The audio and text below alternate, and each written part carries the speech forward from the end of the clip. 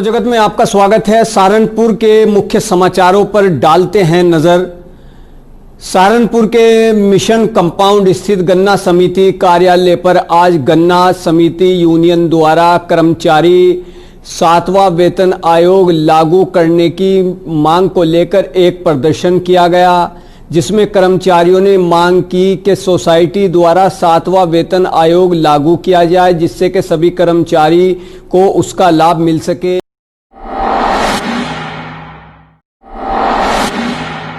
संघर्ष समिति गन्ना कर्मचारी यूनियन अध्यक्ष उत्तर प्रदेश। क्या नाम?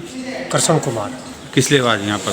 ये यहाँ पर गन्ना समिति में गन्ना कर्मचारियों का 7वां वेतनमान अभी तक नहीं लागू हुआ, जबकि नियमावली के अनुसार जब भी राज्य सरकार के कर्मचारियों को लगता है तभी गन्ना समितियों को लगता है। गन्ना समिति उनका कहना है कि एक 100% संस्था है और उनके अधिनियम 1975 नियमावली के अनुसार नियम 4 के उसने स्पष्ट लिखा है कि राज्य सरकार की भांति ही गन्ना कर्मचारी यूनियन का वेतनमान लागू होगा।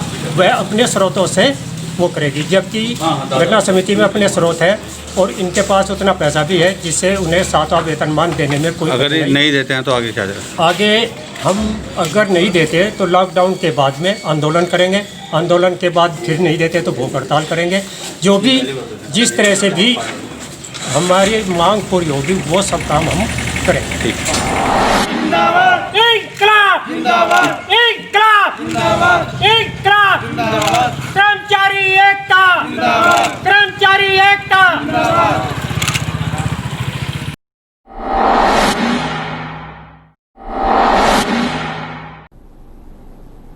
सहारनपुर में रेलवे स्टेशन पर आज अंबाला डिवीजन के आह्वान पर लोगों को स्वच्छता के प्रति जागरूक करने हेतु एक अभियान चलाया गया, जिसमें आईटी सुनहरा कल रेलवे कर्मचारियों ने हिस्सा लिया और लोगों को स्वच्छता के प्रति जागरूक करते हुए इस महामारी से बचने के उपाय बताए गए।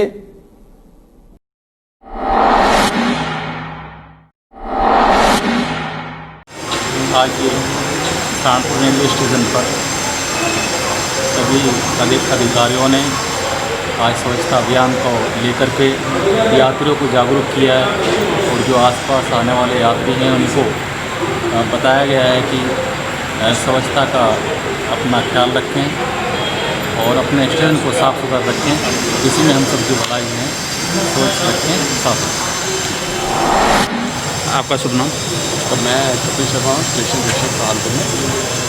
आपको जैसे कि मालूम है कि हमारे ऊपर अंबाला मंडल की तरफ से 16 से लेकर 30 सितंबर तक सफाई का पखवाड़ा मनाया जा रहा है।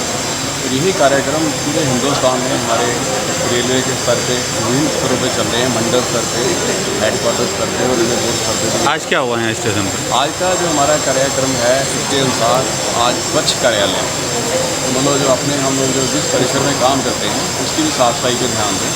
स्टेशन तो हमें साफ़ रखना ही है, अपने कार्यालय भी जो है हमें साफ़ रखना है और यही निर्देश है कि ताकि कार्यालय साफ का अभियान इसका जो अभियोजन है वो यही है कि हम लोग अपने कार्यालय में साफ सफाई रखेंगे तभी हमारा जो कर्मचारी स्वस्थ होगा और तभी हम लोग स्वस्थ तरीके से लोगों की सेवा कर पाएंगे। हिला दो चल के। हाँ ये हाँ भैया इधर ठीक है।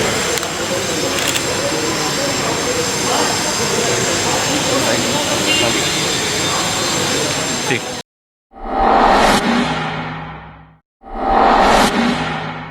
आज गुग्गा महाड़ी समाज सुधार समिति द्वारा एक बैठक का आयोजन किया गया।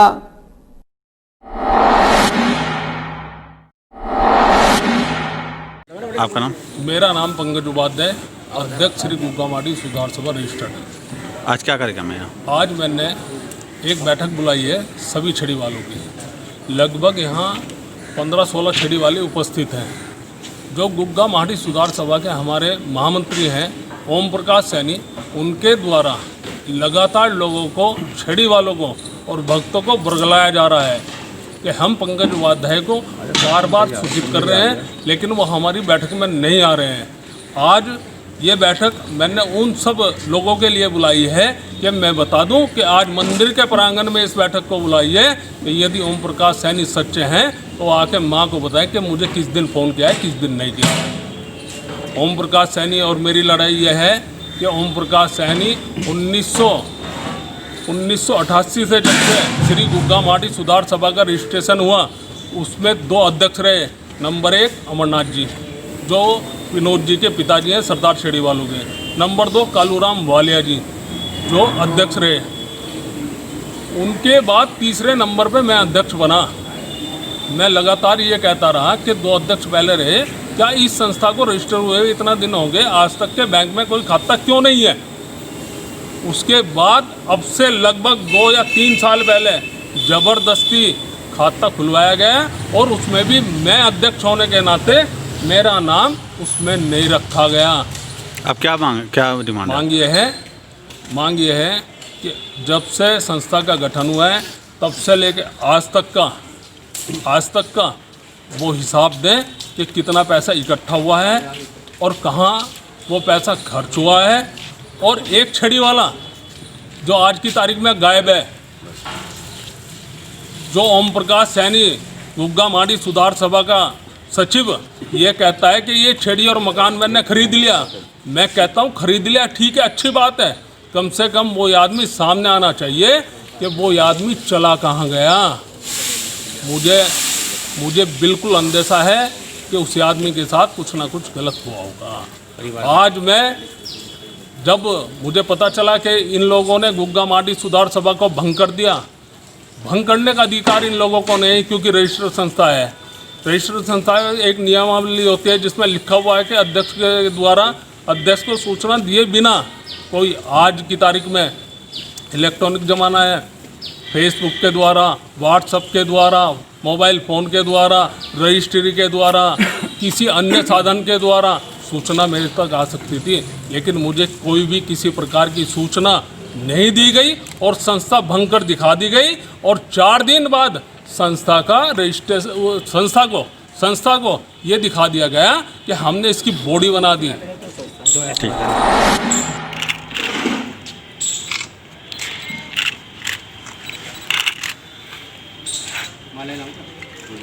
नहीं रुक जा, ऐसे खड़ा, ऐसे खड़ा, 1 सेकंड। आज प्रभु जी की रसोई में एक कार्यक्रम का आयोजन किया गया जिसमें वहां डिस्ट्रिक्ट गवर्नर पहुंचे, जिनका लायंस एकता द्वारा सम्मान समारोह आयोजित किया गया। इस दौरान गरीब बेसहारा असहाय लोगों को भरपेट भोजन भी कराया गया।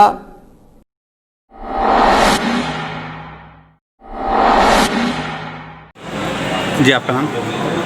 मैं Lions Ekta Mirdha, district chairperson Lions wing, district governor sir द्वारा नॉमिनेट बनाया गया मुझे।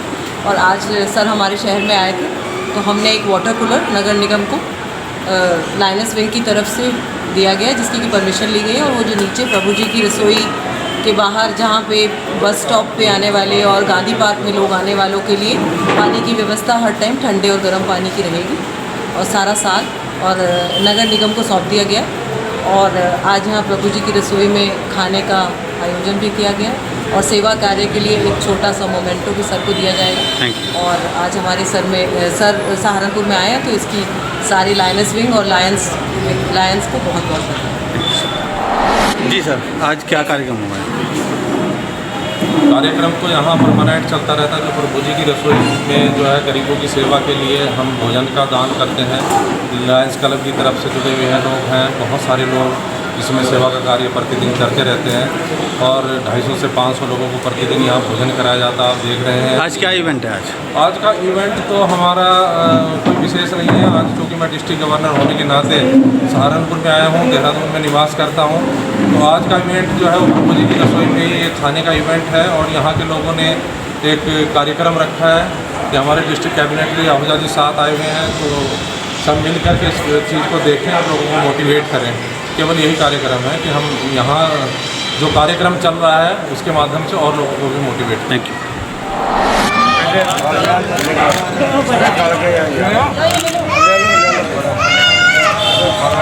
उधर चलो, उधर अरे एक एक करके ले लो ना आगे।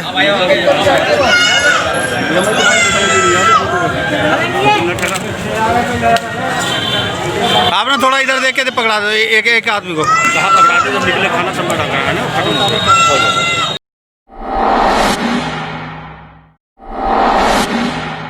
आशा मॉडर्न स्कूल में आज सीबीएसई 12वीं क्लास का सोशल स्टडी का पेपर संपन्न हुआ, जिसमें प्रत्येक क्लास में स्टूडेंट बिठाकर सोशल डिस्टेंसिंग के साथ एग्जाम कराया गया। इसके बारे में स्कूल इंतजामिया द्वारा मीडिया को विस्तार से जानकारी दी गई।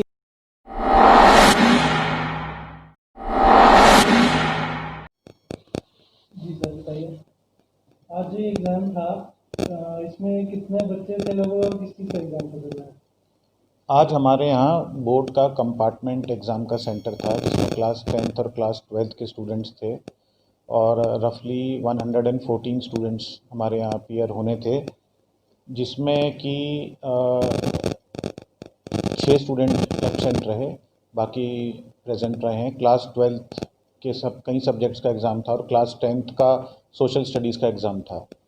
तो सोशल डिस्टेंसिंग की नॉर्म्स के हिसाब से जैसे सीबीएसई ने गाइडलाइंस दी थी, उसमें 12 स्टूडेंट्स पर क्लासरूम बिठाने थे हमें। उसी हिसाब से स्टूडेंट्स आए, सोशल डिस्टेंसिंग से ऑर्डर में अंदर लिए गए, उनका थर्मो स्कैन किया गया, उनको सैनिटाइज़ किया गया, उसके बाद 1 बाय 1 उनको अपने रूम्स में भेजा गया। तो बहुत ही सक्सेसफुल वे में एग्ज़ाम कंडक्ट हुआ है और मुझे लगता है आने वाले समय के लिए ये एक पहला चरण होगा जिसके कि स्कूल खुल सकें। आगे डिस्टेंसिंग फॉलो करके सीनियर क्लासेस का खुलने का ये पहला चरण मान सकते हैं, लेकिन उसके लिए सब लोगों को काफ़ी स्टेप्स फॉलो करने पड़ेंगे और मुझे लगता है कि ये हेल्पफुल होगा। जो आज का पहला कंपार्टमेंट एग्ज़ाम हुआ है, अभी नेक्स्ट 1 वीक तक ये चलने वाले एग्ज़ाम हैं, 2 मंथ चलेंगे। तो मुझे लगता है कि बहुत ही अच्छा स्टेप हुआ है और सेफ भी हुआ है।